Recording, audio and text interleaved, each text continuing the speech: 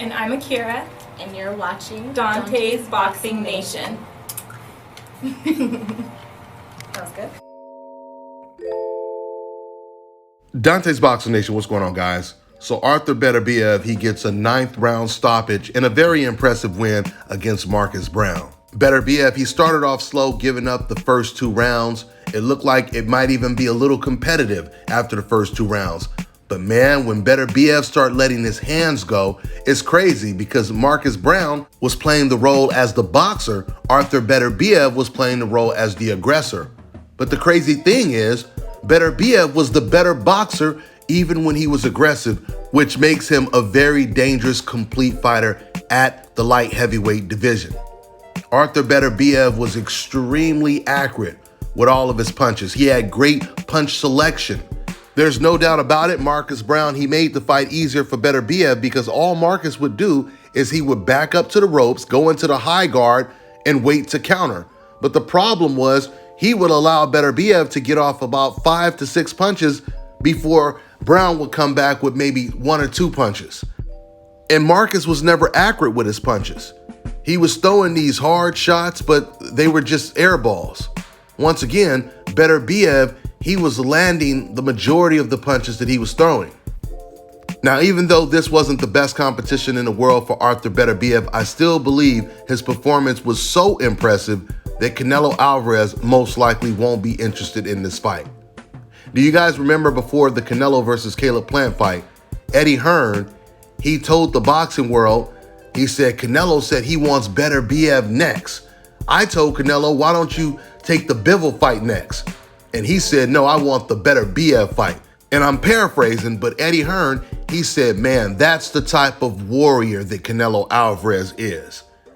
And then, of course, right after the Caleb Plant fight, he fights a guy by the name of Makabu, or at least he's trying to fight Makabu next. A guy that has been knocked out twice and is nowhere near on the level of course, a Beterbiev, a Bivol, a Charlo, an Andrade, a David Benavidez. We know what time it is. There's also a reason why none of those other fighters have been calling out Makabu. Have you guys ever thought about that? Bivol, Beterbiev, no one has called out Makabu, right? Because they know that that's not a challenge. Gilberto Ramirez is calling out Bivol. Bivol is calling out Ramirez, Beterbiev, right? Everyone is calling out the dangerous opponent in their own division. And Canelo is the only one talking about fighting the easiest level of opposition. Things are really getting interesting now. Because if Canelo fights at 175, which he's being pressured to do by Eddie Hearn, DAZN, and many other fans, he's either pressured to fight at 175 or fight the lineal champion, the best fighter at 168, which is David Benavidez. What David Benavidez and all the fighters at 175 have in common is they all have power. You see, Canelo Alvarez, if you notice, the majority of opponents he's faced, they didn't have power. He was the only one with all of the power, right? The last time Canelo Alvarez been in the ring with someone who had power that was equal to his or more was Golovkin. And both of those fights ended in controversy, right? Now, don't get me wrong. You can have power and have zero skill like a Makabu, but the difference is all those fighters that I just mentioned, they have power and they have skill to go with it, and they have an undefeated record to go with it, right?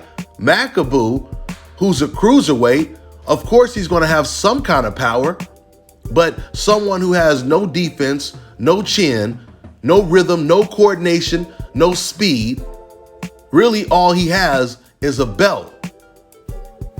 And that's the reason why Canelo would rather fight him as opposed to fighting a Bivol or a Beterbiev. But the walls are closing in. At least it always seems like the walls are closing in. But I tell you, man, Canelo is far more elusive outside of the ring than he is inside of the ring. Right when you think you got him cornered. In fact, speaking of being cornered, Canelo Alvarez fans, I remember they were the ones that were saying before the Caleb Plant fight, they was like, man, stop hating on Canelo. You don't have to worry. He has no one else to fight.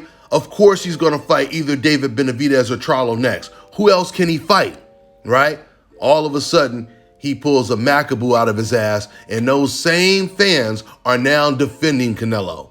Instead of saying, okay, yeah, I thought he was going to take the tough challenges, but yeah, you're right, Dontae.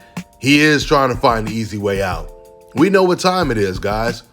He always finds some guy we've never heard of. Right now, it looks like he's cornered. Like, even if he takes the Macaboo fight, you ask yourself, where does he go from there?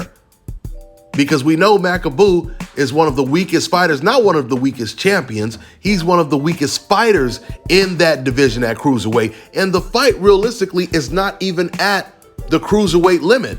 The fight is at 190 because of the made-up rules that the WBC creates. So let's just look at all of these potential options for Canelo Alvarez. At super middleweight, once again, you have David Beterbiev, who is the lineal champion, the best fighter at 168, right? He still has the Charlo fight. Charlo will definitely come up to 168 to fight Canelo Alvarez. Then you have the light heavyweight division, which is really a stacked division, especially for someone like Canelo. You have Bivol, you have Beterbiev, you have Joe Smith, and now Joe Smith's mandatory is Anthony Yarde. Anthony Yarde just came off of a very impressive rematch win, stopping, was it Artur Williams, I believe? Hopefully that was his name. And then you have the cruiserweight champions, the real cruiserweight champions. See, this is something you guys didn't think about. If Canelo Alvarez was going to fight a real cruiserweight champion, and we're not talking about through the WBC, he would have to fight someone at 200 pounds. Once again, because of all of the BS that's going on with the WBC, he's able to fight a cruiserweight 10 pounds lighter. That's like somebody fighting for the light heavyweight title at 165 pounds as opposed to 175. So let's see if Canelo Alvarez is going to step up in competition and take on an actual challenge this time, or is he going to pull another Macaboo out of his ass? And for you Canelo fans that say the most ridiculous things like, hey, he can fight whoever he wants. He can fight whoever he wants. How does a boxer fighting whoever they want benefit boxing fans? Do you know how ridiculous that sounds? That means you're saying you're not even a boxing fan. You're saying you're a race fan. You're saying you don't care if the fans don't get the fights that they want. As long as he can keep saying that he's winning, that's all that matters to you.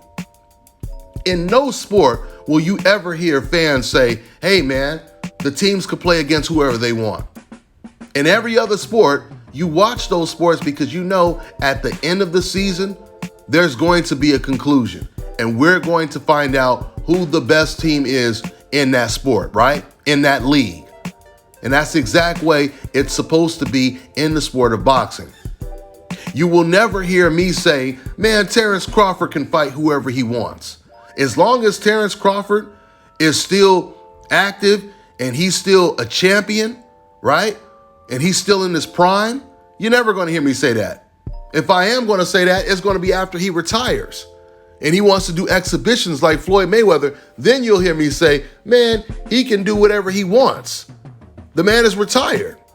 He's not trying to be pound for pound the best fighter in the world.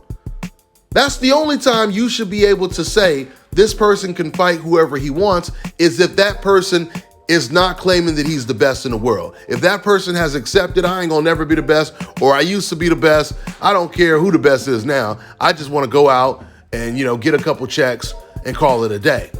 That's when you can say that kind of stuff. But not when you want to claim that that person that you're defending is the best fighter in the world. With that being said, let's see if Artur Beterbiev gets his shot at Canelo Alvarez. That's all I got for now, guys. I'm on to the next one.